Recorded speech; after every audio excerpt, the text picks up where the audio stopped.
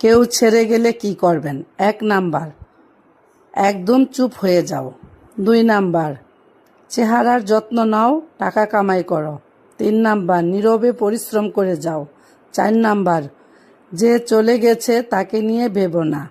৫ number, জিমে ভর্তি হও।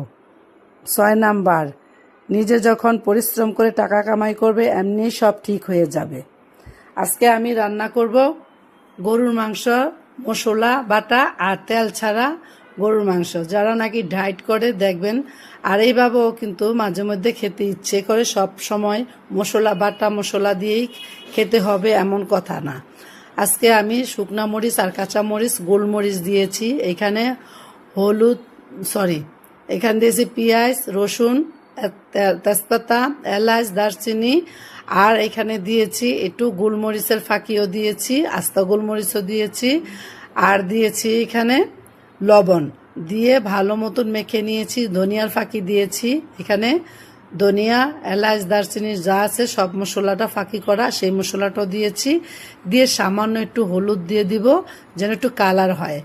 আর পানি দিব না, এই চুলার আঁচটা কমিয়ে বসিয়ে দিতে হবে, যেন ওই গরুর মাংসের পানিটা যেটা উঠবে সেটা দিয়ে কিন্তু গরুর মাংসটা রান্না হবে।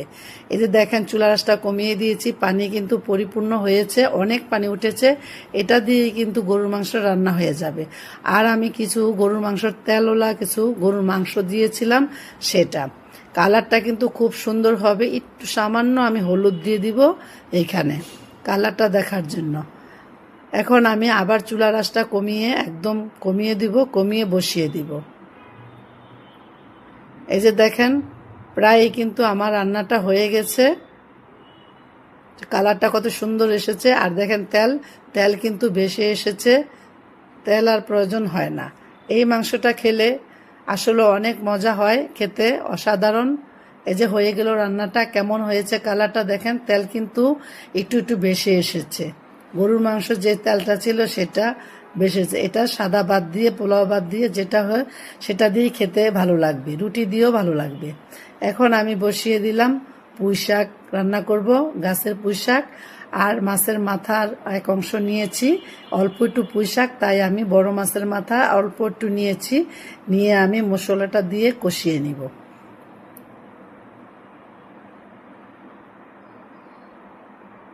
এখন ঢেকে দিব, কিছু নেড়ে চেড়ে ঢেকে দিব, কিছুক্ষণ পর পরে আবার আমি ঢাকনাটা খুলে এটা আবার আমি নেড়ে চেড়ে নেই।